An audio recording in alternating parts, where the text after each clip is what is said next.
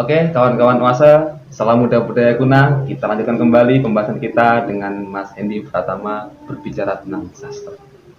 Oke, teman-teman sekalian, Mas Hendy, kita sudah sampai pada tahap pembahasan perjalanan Mas Hendy di masa-masa perguruan tinggi, artinya menempuh status mahasiswa. Yang tadi sempat sampaikan mengenal ataupun sosok Mas Lukman itu di semester 5 semester 1 sampai 4 ada sosok lain atau gimana? Nulis secara otodidak, Menulis secara mandiri. Karya tulisnya seperti apa ya?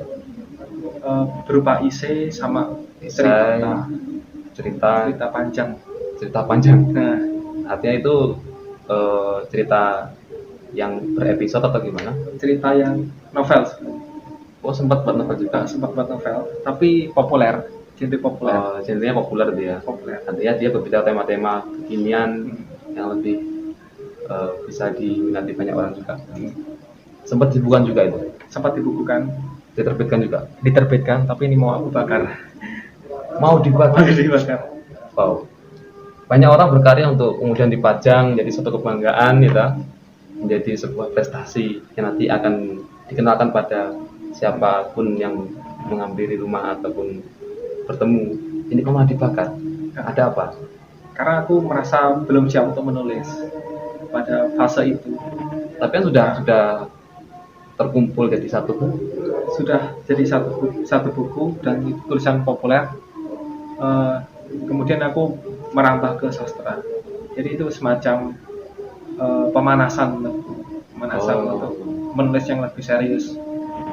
Ada kan niatan lain gitu? Kenapa kok dibakar gitu? Mau dibakar? Enggak, itu cuma metafor aja. Bahwa gitu. Nanti membakar semangat untuk berkarya kemudian hari. Judulnya apa Mas yang sudah itu? Itu Cinta Seluas Samudra. Judulnya Cinta Seluas Samudra. Novel. Isinya novel. Boleh cerita sedikit tentang bagaimana alur dan ceritanya? Isinya soal pencarian terhadap cinta itu dari masa-masa SMA, masa-masa kuliah, proses pencarian cinta gitu. Pencarian tentang kata cinta. Apa yang dirasakan selama mencari cinta itu? Sendiri.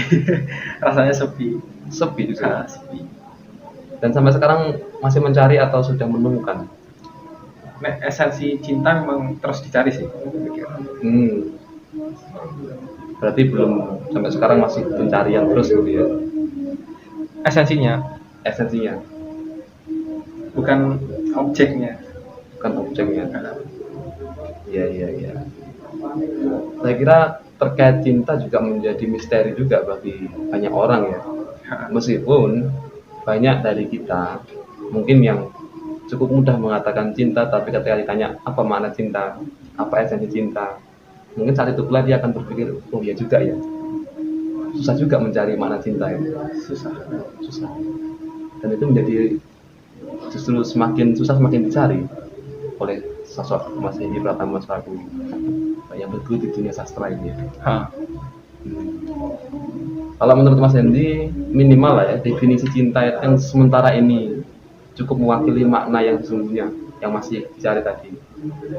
Kalau menurutku di fase ini cinta itu sebetulnya belas kasih. Aku untuk menginterpretasikan sebetulnya belas kasih. Setiap orang punya belas kasih. Persoalannya punya rasa, punya belas kasih. Persoalannya bagaimana orang itu mengaktifkan belas kasih itu. Nah, belas kasih itu kepada siapapun, kepada pohon-pohon, kepada seekor kucing. Seperti apa Mas contoh realnya itu? Kalah dengan pohon, dengan kucing tadi itu. Dengan pohon misalkan ketika berada di gunung atau di alam, kita tidak boleh merusak pohon. Tapi itu orang kalau punya keinginan tidak merusak pohon itu katanya kan hal sepele ya. Tapi orang yang memahami belas kasih itu, pohon itu seolah-olah bernyawa. Jadi dia berhak mendapatkan cinta. dari sesama, malah dari beda-bedaan ya, beda makhluk. Udah makhluk, artinya makhluk. sama-sama ciptaan juga ya. Nah, Yang kemudian kita harus berdampingan, saling mengasihi itu. ya, dan kehadiran seseorang harus bisa memberikan belas kasih. Tapi kalau kemudian manusia sendiri itu merasa butuh pohon untuk kebutuhan, misalkan kertas, tisu, itu apakah mungkin dikatakan tidak punya belas kasih? Nah, itu terkait dengan etika. Maksudnya kayak eh, dia nanam misalkan reboisasi, dia Oh. nanam atau dia nggak eh, rakus dalam tanda kutip untuk ekosistem lingkungan itu tetap terjaga, itu termasuk belas kasih juga. Berarti sebenarnya boleh dong nebang pohon asalkan ada ukurannya Ada gitu. ukurannya. Dan juga tidak berhenti di tebang pohon, Ha. tapi juga mau untuk melakukan reboisasi. Oh gitu ya. Kalau untuk karya-karya Mas Hendy yang sudah termuat di baik media online maupun media offline, itu apa aja Mas? Kita tahu. Aku nulis cerpen, aku Iya. nulis esai, aku nulis puisi. Yang diterbitkan di Cerpen di media daring dan luring, koran, majalah, dan media online.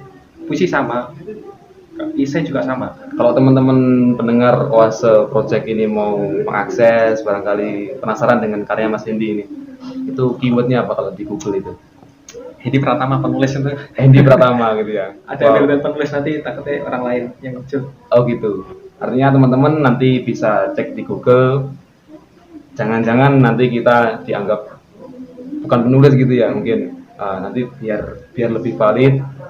Kira-kira teman-teman penasaran juga bagaimana gaya bahasa, bagaimana tema-tema yang diangkat oleh Mas Hendy ini bisa dipelajari lewat Google juga. Itu nanti tinggal diketik Hendy Pratama penulis gitu ya. Oke.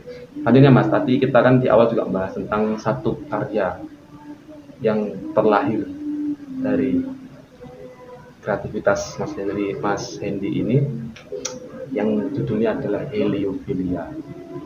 Saya waktu pertama kali lihat di WA story-nya Mas Hendy itu juga penasaran juga ya. Nah, Apa sih Heliophilia itu? jadi Heliophilia itu kan buku kumpulan cerita. Ya. Memang aku mengumpulkan beberapa cerita yang baik yang sudah dimuat di media maupun yang sengaja tidak aku kirim ke media. Artinya yang tersimpan di alat tulis Mas Folder Hendy. pribadi ya. Kemudian aku kumpulkan, terus aku cari benang merahnya kan, karena di luar itu untuk meresensi buku kita harus punya konsep di dalam buku. Oh gitu. Ada roadmap-nya gitu ya. Jadi nanti umumnya kayak gitu. Umumnya ketika kita misalnya mau menerbitkan antologi cerpen Ya. atau antologi puisi, harus punya benang merah untuk menyatukan perbedaan yang karya yang ada. Ya, artinya kalau misalkan saya nih sama teman-teman Oase nanti pengen membuat semacam antologi, berarti yang perlu kita tentukan pertama adalah bagaimana benang merah yang saling berkaitan tadi itu ya. Oke. Dan teman-teman sekalian, kita dapat pelajaran yang saya kira cukup luar biasa tentang tulis menulis di dalam antologi. Ternyata perlu adanya benang merah dari setiap judul yang dirangkai itu. Kalau saya baca Mas, mudah saya penasaran kan ya, saya cari Heliophilia itu dalam ilmu psikologi itu ternyata nanti aku nggak tahu apakah sama pemanaan Heliophilia dari sang penulis atau dari saya selaku pembaca daripada judul itu. Yang saya dapatkan Heliophilia itu dalam ilmu psikologi adalah dia kata benda yang menggambarkan ketertarikan berlebih terhadap cahaya. Itu kira-kira seperti itu atau ada makna lain di video itu? Iya, menurut KBBI memang kayak gitu. Ketertarikan yang berlebih terhadap cahaya. Terus kalau misalkan ini ya Mas ya, dalam lirik juga itu ada si Sabrang Loe, anaknya Mbah Nun itu, Cak Nun itu, dia sempat membuat lagu yang judulnya adalah Sebelum Cahaya. Di situ dia juga punya makna lain tersendiri tentang apa yang dimaksud dengan cahaya dalam lagu itu. Kalau kemudian Heliophilia ini dimaknai sebagai ketertarikan berlebih terhadap cahaya, cahaya yang seperti apa? Gimana itu Mas Indi? Eh, Sebetulnya simbol ketertarikan seseorang yang ada atau mengakar dalam diri seseorang itu disebabkan oleh seseorang itu tidak mendapatkan apa yang dia tertariki. Misalnya ketika kita menginginkan ingin juara kelas atau juara di kompetisi menyanyi misalnya, kita pengen juara di kompetisi menyanyi dan kita mengikuti berbagai macam audisi atau kompetisi itu. Kompetisi pertama kita gagal, kita tidak mendapatkan juara itu. Iya. Begitu pula di kompetisi kedua, ketiga, dan seterusnya. Seiring dengan mereka merasa kesulitan atau kita merasa kesulitan mendapatkan apa yang kita inginkan, Ya. ketertarikan kita itu akan semakin kuat. Beda cerita ketika yang ngadain panitia kompetisi itu teman-teman atau keluarga sendiri. Jadi langsung nanti kamu akan jadi juara. Dia gak ada ketertarikan sama sekali. Artinya di situ ada perbandingan ketertarikan dalam satu kondisi yang berbeda gitu. Logikanya adalah ketika seseorang itu tertarik dengan sesuatu, Ya. berarti dia belum mendapatkan sesuatu itu. Bisa diulang? Ketika seseorang tertarik dengan sesuatu, Oh. berarti dia belum mendapatkan sesuatu itu. Maka muncul ketertarikan. Artinya kalau misalkan gitu juga ya. Kenapa dia tertarik? Karena dia kan belum dapat. Kalau udah dapat, tertariknya kan hilang. Dan kalau sulit untuk mendapatkan itu, ketertarikan itu akan semakin kuat. Semakin sulit, semakin merasa harus lebih keras lagi menggapai ketertarikan. Begitu juga ya. Heliofilia dimaknai sendiri oleh penulisan langsung gitu ya. Artinya ini sumber primer kita untuk memaknai judul daripada buku. Tapi itu interpretasi sih, maksudku Interpretasi. dari orang-orang punya sudut pandang lain. Dan itu sah aja ya. Sah aja. Oke, kalau boleh tahu dari Heliofilia ini sudah terbit atau masih dalam proses? Dalam proses ini sebetulnya ISBN sudah keluar. Ya, Di Perpus Tengah sudah ada. Kemudian ini Nah, proses cetak sebetulnya. Nanti akan ada pre-order. Oke, nanti ada pre-order bagi teman-teman yang nanti tertarik dengan karya Heliofilia ini, nanti bisa menghubungi Bung Endi juga, Mas Endi, melalui nanti ada di YouTube kita tuh bahwa selalu ada Mas nomor kontak ataupun sosmed yang bisa dihubungi oleh teman-teman. Kalau Heliofilia itu tebalnya berapa, Mas? Heliofilia itu tebalnya 104 halaman. 104 halaman. Nah, 104. Memang sengaja aku desain tipis. Tipis bagi Mas Endi, tebal bagi kami. 100 Karena halaman kami ya. pun satu halaman aja belum ya. Jadi barangkali menjadi motivasi kami teman-teman UASA, anak-anak muda juga. Barangkali kita nggak cuma buat podcast nanti ya, bisa juga belajar dari narasumber yang ada. Oh ternyata menulis itu penting untuk melatih proses kreativitas sendiri. Dari 104 halaman itu berisi berapa judul? Dari 104 halaman itu ada sekitar 15 cerita pendek. 15 cerita pendek. 15 cerita pendek. Memang aku sengaja tipis sih, nggak terlalu tebal. Karena itu sebetulnya hasil aku kurasi sendiri. Seperti Bradbury ya tuh. Bradbury itu dia harus menulis panjang ya pikirannya.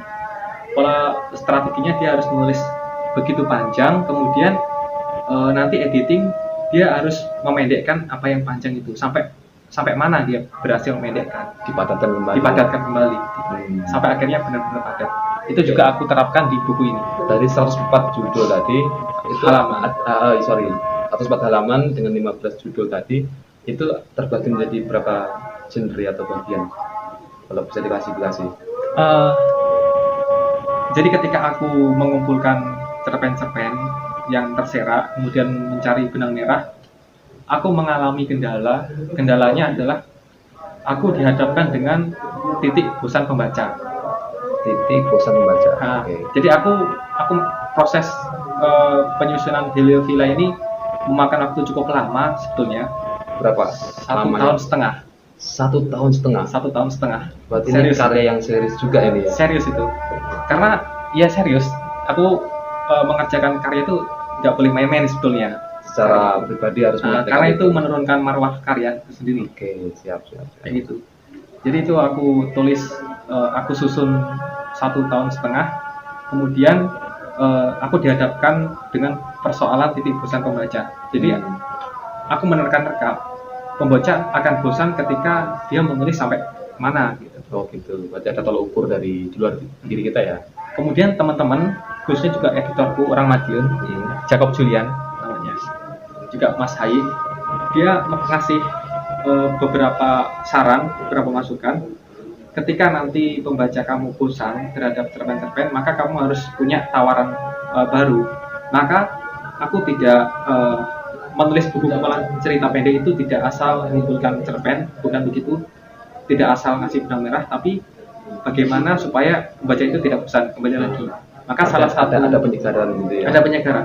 Salah satu cara aku menyiasati itu dengan menyuguhkan gaya narasi yang berbeda-beda antar cerpen itu, dan itu nggak terlepas dari eksperimen. Oh, berarti berdasarkan dengan fakta-fakta yang jangan temui atau gimana? Eksperimen itu aku memang menulis 15 cerita pendek itu dengan gaya narasi yang berbeda-beda. Nah, aku sering mengandaikan misalnya bagaimana manusia berbicara kepada manusia. Bagaimana manusia berbicara kepada sebatang pohon. Atau bagaimana seekor ikan berbicara kepada seekor burung. Tentu dengan bahasa yang ikannya ya. Atau orang yang tidak bisa berbahasa, tidak bisa bicara, dia ngomong sama orang lain. Gitu. Bagaimana gayanya seperti itu. Nah, itu salah satu strategi untuk mengeksplor gaya narasi kita ketika menulis cerita pendek. Nah, itu kemudian aku coba aplikasikan ke dalam buku Heliophilia, dan di sana aku memang menawarkan beragam cara penceritaan. Nah, salah satu di cerpen itu hanya ada 2 lembar. Cerpennya hanya ada 2 lembar, satu cerpen, dan lebih banyak persentase dialog dibanding narasi. Narasinya cuma 1 paragraf saja. Jadi memang sengaja dibuat seperti itu ya, kayak bahasanya dan sebagainya itu. Untuk formatnya gitu ya. Formatnya lebih banyak ke dialog. Bentuknya gitu. Karena memang Mas Andi ya. Jadi orang lebih senang sebenarnya dialog karena dia akan merasa terlibat dalam cerita yang disuguhkan gitu. Dialog dan obrolan berbeda soalnya. Oh, berbeda. Jadi kalau dialog seperti apa? Itu kerja penulis dia sebagai editor ketika sudah selesai, dan juga kerja editor sebagai profetiknya, yang orang lain. Kalau kita menulis dialog, tapi dialog itu tidak menyerahkan apapun, tidak ada unsur di cerita, tidak menyerahkan clue atau emosi atau clue cerita atau karakterisasi, jadi penguatan karakterisasi, dan tidak ada efeknya sama sekali dengan cerita, berarti itu bukan dialog melainkan obrolan santai. Dan itu harus dihapus. Oh, berarti itu dikurangi sebenarnya. Karena cerita pendek itu terbatas, maka bagaimana supaya cerita itu bisa padat dengan mengurangi kemubaziran itu. Oke, artinya dia membuat satu yang ada pelebaran bahasa juga berarti. Oke, kemudian dari waktu 1,5 tahun tadi, dimulai di usia semester berapa?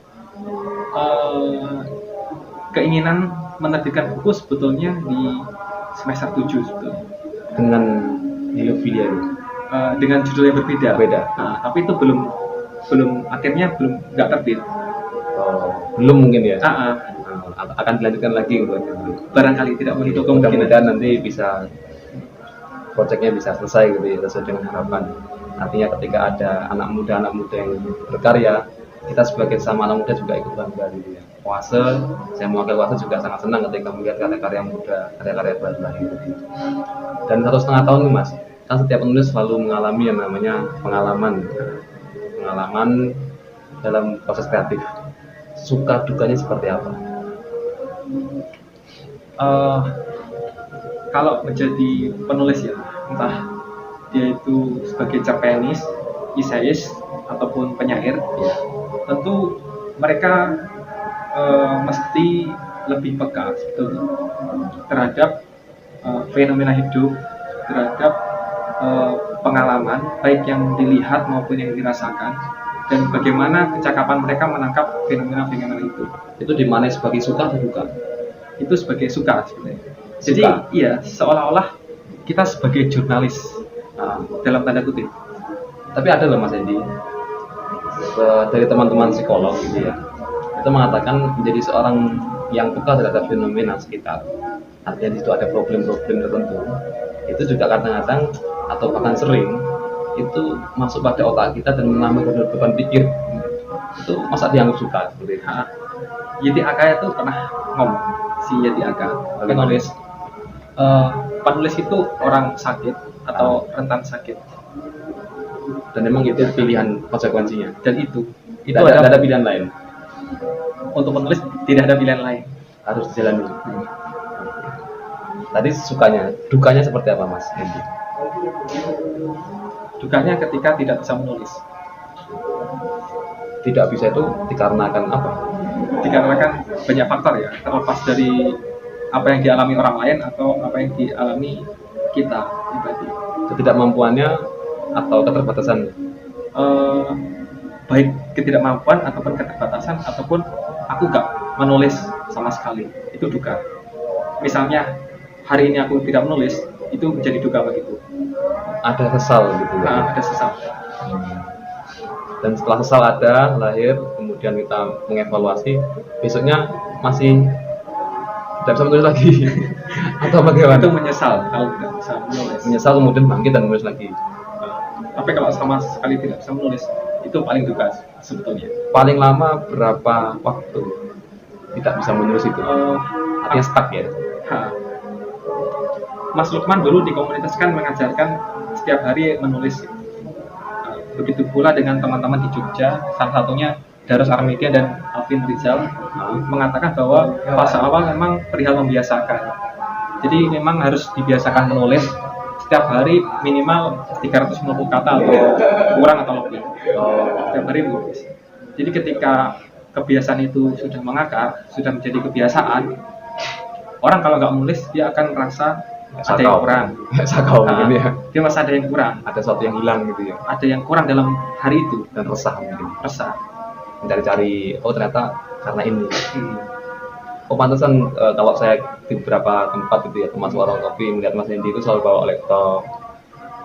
Yang lainnya cengkrama ngobrol, Mas Hendy fokus dalam berkarya. Itu berarti dalam rangka untuk melatih. Oke, sehingga muncul karya ini. Oke, kemudian tadi sudah ada 15, dukanya itu tadi ya. Ada duka lain. Misalkan ini saya kok penasaran dengan kata-kata di bajunya itu. Itu apa dan itu suka apa duka ya itu? Ini dibuat oleh Mas Laput di Sablon ya. Endorsement juga ini. Bila ke mamahmu, jangan malu Punya menantu penulis buku.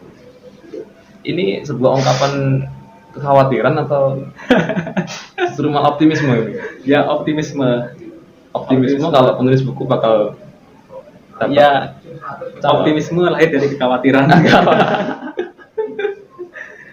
Karena ya mohon maaf Mas Hendy ya, salah satu hal yang membuat para penulis kita di Indonesia, mungkin dari beberapa hal yang saya dapat, itu juga karena penulis buku tidak menjamin kita untuk sejahtera, apalagi sampai meminang anak calon mertua. Itu ada di buku Menjadi Sisyphus karya Asep Zablon. Bahwa memang di penulis di Indonesia penulis tidak begitu dihormati dalam tanda kutip, tidak begitu diapresiasi oleh selayaknya kebutuhan hidup karya gitu ya. Kebutuhan itu kurang mengapresiasi penulis di Indonesia. Maka ya penulis punya pekerjaan ganda. Ada yang sebagai penjahit, ada yang sebagai pengusaha, ada yang sebagai jurnalis, ada yang sebagai pelukis, macam-macam. Ada yang sebagai pegawai, yang sebagai guru seperti keluarga Mas Hendy tadi. Ada barangkali ya? Ada. Berbicara tentang guru, kemudian karya, dan ini tentu kita bicara tentang dalam skup pendidikan. Kalau dulu dari cerita-cerita para orang tua itu dulu itu sering di sekolah dasar guru itu mengajarkan atau mengajak para muridnya untuk membaca hikayat, untuk membaca cerita-cerita tentang rakyat seperti itu. Dari Mas Hendy sendiri itu penting nggak sih dalam pendidikan? Penting sekali aku pikir. Jadi apa yang membuat dia penting? Pendidik cerita itu sebagai kendaraan. Ya. Kendaraan untuk mengantarkan keilmuan, mengantarkan ideologi, mengantarkan maksud dari penulis. Artinya Ada transfer nilai di situ. A.S. Laksana pernah ngomong bahwa setiap orang itu menyukai cerita. Setiap orang menyukai cerita. Tidak ada orang yang tidak menyukai cerita. Oh, Maka misalnya obrolan-obrolan di warung kopi, iya betul. ada seorang teman yang ngobrol, aku punya cerita nih, begini nih tadi aku kayak gini A, B, C dan lain sebagainya. Dan itu juga ada di anak-anak SD, dia suka bercerita tentang film atau kartun yang dia tonton, atau orang tua dia bercerita soal segala macam. Tidak ada orang yang tidak menyukai cerita. Maka cerita menjadi sebuah kendaraan, menjadi Sebuah media juga, Pak. sebuah media, sebuah kendaraan untuk membawa muatan, entah dia ada moralitas, keilmuan atau apapun di situ. Nasionalisme juga bisa. Bisa. Banyak orang yang menjadikan cerita itu sebagai media untuk mengantarkan keilmuan dan lain-lain, bahkan ideologi sekalipun ada. Oke, berarti misalkan saya boleh bertanya, kalau katakanlah ini nih Oase Project ini kan barangkali juga sampai pada hadapan para guru juga itu. Dari seorang yang menggeluti dunia sastra, apa yang bisa sampaikan terhadap dunia pendidikan kita saat ini? Cerita sebagai kendaraan itu sebetulnya hari ini aku pikir mulai tidak kembali menyala. Aku pikir mulai meredup. Misalnya dari pendidikan anak kecil, anak usia SD ataupun yang sebelum duduk di bangku SD itu, mereka sebetulnya kekurangan cerita yang bagus, berimajinasi. Pokoknya kekurangan muatan-muatannya cerita itu. Beda dengan negara-negara barat. Mereka punya banyak cerita, misalnya kayak Peter Pan, Alice in the World, kemudian banyak cerita sebetulnya. Dan ini kekurangan yang ada di pendidikan Indonesia. Jadi aku membayangkan ini juga disoroti oleh sastrawan-sastrawan Indonesia, bagaimana salah satunya pada kompetisi Dewan Kesenian Jakarta, di mana cerita anak Indonesia itu dinilai kurang. Berarti sempat ada perhatian sebenarnya dari dunia sastra pada pendidikan ya? Sempat ada, termasuk itu ketika tahun, aku lupa, 2019 kalau nggak salah, di kompetisi cerita anak itu tidak ada pemenangnya. Tidak ada pemenangnya. Kompetisi nggak ada pemenangnya? Nggak ada pemenangnya. Semua menang atau semua kalah ini? Semua kalah. Semua kalah? Hadiahnya siapa yang dapat? Nggak ada. Itu ketika jurinya A.S. Laksana, Hamid Basaib, sama Reda Gaudian. Ya, artinya ini barangkali Bapak Ibu guru, Mas dan Mbak pengajar juga dimanapun ya, baik formal non formal, ini merupakan sebuah ajakan juga sebenarnya, bukan maksud guru ya, enggak ya. Bukan. Kita mengajak untuk cobalah diadakan, tidak harus di jam-jam formal ya, tapi ya mungkin di selang-selang jam istirahat atau ketika ada waktu ngobrol dengan para murid.